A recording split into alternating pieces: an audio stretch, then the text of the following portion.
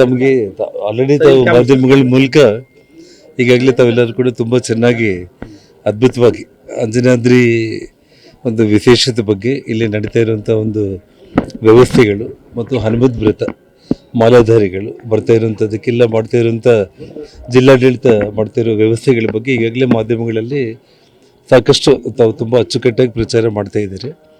ಅದರಿಂದ ಜನರು ಕೂಡ ಇಲ್ಲಿಗೆ ಬರುವಂಥವ್ರಿಗೆ ಒಂದು ವಿಶೇಷವಾಗಿ ಒಂದು ಸಂತೋಷದ ಒಂದು ಮನೋಭಾವ ಬರುವಂಥ ಒಂದು ನಿಟ್ಟಲ್ಲಿ ಈಗಾಗಲೇ ಸಾಕಷ್ಟು ಸುದ್ದಿ ತಾವು ಪ್ರಚಾರ ಮಾಡ್ತಾ ಇರೋದು. ಭಾಳ ನಿಮಗೆಲ್ಲ ನಾನು ಮಾಧ್ಯಮಗಳಿಗೆ ಈ ಭಾಗದ ಶಾಸಕನಾಗಿ ಕೃತಜ್ಞತೆಗಳನ್ನ ಸಲ್ಲಿಸ್ತೇನೆ.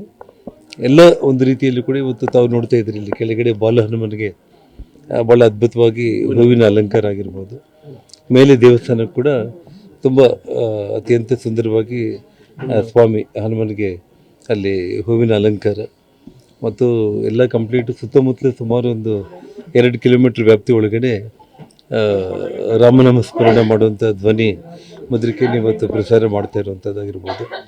ಮತ್ತು ಇವತ್ತು ವಿಶೇಷವಾಗಿ ಒಂದು ಬೈಪಾಸ್ ರಸ್ತೆ ಆದರೆ ಇವತ್ತು ಈ ಟ್ರಾಫಿಕ್ ಒಂದು ದಿನ ತಾವು ಮೊದಲಿಂದ ಎಸ್ಪೆಷಲಿ ಪ್ರತಿ ಮಂಗಳವಾರ ಶನಿವಾರ ಕೂಡ ತುಂಬ ತೊಂದರೆ ಆಗ್ತಾಯಿತ್ತು. ಶಾಶ್ವತ ಪರಿಷ್ಕಾರ ಇದಕ್ಕಾಗಬೇಕು ಅಂತ ಹೇಳ್ಬಿಟ್ಟು ಇವತ್ತು ನಾವು ಹನುಮನಹಳ್ಳಿಯಿಂದ ಹಿಡಿದು ಪಂಪಸರ್ ಅವರ ರೂಟಲ್ಲಿ ಬೈಪಾಸ್ ರಸ್ತೆ 6 ಕೋಟಿ ವೆಚ್ಚದಲ್ಲಿ ಇವತ್ತು ನಿರ್ಮಾಣ ಮಾಡುವಂಥ ಒಂದು ಕೆಲಸಕ್ಕೆ ಈಗಾಗಲೇ ಒಂದು ರಫ್ ರೋಡನ್ನು ನಿರ್ಮಾಣ ಆಗಿರುವಂಥದ್ದು. ಜೊತೆಗೆ ಇವತ್ತು ಆರೋಗ್ಯದ ವಿಚಾರದಲ್ಲಿ ಹೆಲ್ತ್ ಡಿಪಾರ್ಟ್ಮೆಂಟ್ ಅವ್ರ ಕಡೆಯಿಂದ ಇಲ್ಲಿ ಕೆಳಗಡೆ ಒಂದು ಹೆಲ್ತ್ ಕ್ಯಾಂಪ್ ಮಾಡಿದ್ದಾರೆ, ಮಧ್ಯದಲ್ಲಿ ಮತ್ತು ಮೇಲ್ಗಡೆ ಮತ್ತು ಹಿಂದೆ ವೇದ ಪಾಠಶಾಲೆ ಹತ್ರ ಅಲ್ಲಿ ಕೂಡ ಹೆಲ್ತ್ ಡಿಪಾರ್ಟ್ಮೆಂಟ್ ಅವರು ಎಲ್ಲ ವ್ಯವಸ್ಥೆಗಳನ್ನ ಅವ್ರು ಮಾಡಿಕೊಂಡಿರುವಂಥದ್ದು. ಮತ್ತು ಇವತ್ತು ಮತ್ತು ನಾಳೆ ಪ್ರಸಾದದ ವ್ಯವಸ್ಥೆ ಇವತ್ತು ಗಂಗಾವತಿ ನಗರದಲ್ಲಿ ನಾಳೆ ಬೆಳಿಗ್ಗೆ ಏನು ಶೋಭಾಯಾತ್ರೆ ಹನುಮ ಮಾಲಾಧಾರಿಗಳ ಶೋಭಾಯಾತ್ರೆ ನಡೆಯುತ್ತೆ. ಅವ್ರಿಗೆ ಇವತ್ತು ರಾತ್ರಿ ಉಪಹಾರ ಮತ್ತು ಊಟದ ವ್ಯವಸ್ಥೆ ಮತ್ತು ನಾಳೆನು ಮತ್ತು ರ್ಯಾಲಿ ಮುಗಿದ ತಕ್ಷಣ ಇಲ್ಲಿ ಇವತ್ತು ಎಲ್ಲ ದಿಕ್ಕಿಂದ ಬರ್ತಾ ಇರುವಂಥ ಭಕ್ತಾದಿಗಳಿಗೆ ಜಿಲ್ಲಾಡಳಿತದಿಂದ ನಿರಂತರವಾಗಿ ಅವರಿಗೆ ಇವತ್ತು ಮಧ್ಯರಾತ್ರಿಯಿಂದನೇ ಅವರಿಗೆ ಪ್ರಸಾದದ ವ್ಯವಸ್ಥೆ ನಡೆಯುವಂಥದ್ದು.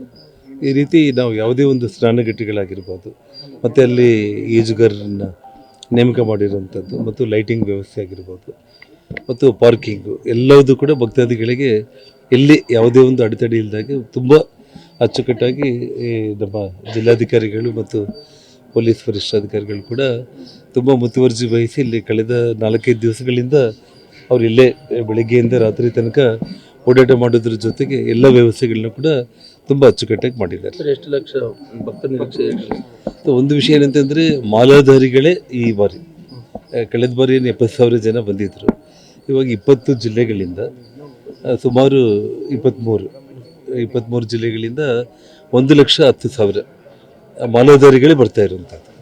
ಸೊ ಹಾಗಾಗಿ 5 ಜಿಲ್ಲೆ ಜಾಸ್ತಿ ಅದೇ ಜೊತೆಗೆ ಮಾಲಾಧಾರಿಗಳು ಮತ್ತು ಭಕ್ತರು ದರ್ಶನಕ್ಕೆ ಬರುವಂಥವರೆಲ್ಲ ಸೇರಿದರೆ ಒಂದು 2-3 ಲಕ್ಷ ಜನ ನಡುವೆ ಆಗಮಿಸ್ಬೋದು ಅನ್ನೋಂಥ ಒಂದು ನಿರೀಕ್ಷೆ ಇರುತ್ತೆ.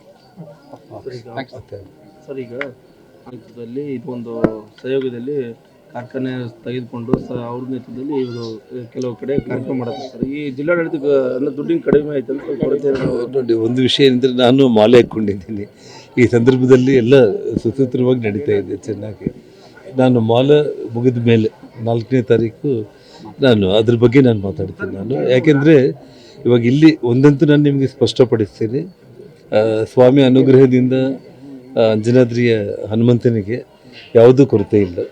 ಇಲ್ಲಿ ಭಕ್ತಾದಿಗಳು ಹುಂಡಿ ಮೂಲಕ ಬರ್ತಾ ಇರುವಂಥ ಒಂದು ಹಣದ ಒಂದು ಆದಾಯ ತಾವೇ ಮಾಧ್ಯಮಗಳಲ್ಲಿ ಪ್ರತಿ ತಿಂಗಳು ಕೂಡ 65 ಲಕ್ಷ, 1 ಕೋಟಿ, 80 ಲಕ್ಷ ಈ ರೀತಿ ಆದಾಯ ದಿನೇ ಹೆಚ್ಚಾಗ್ತಾ ಇರುವಂಥದ್ದು.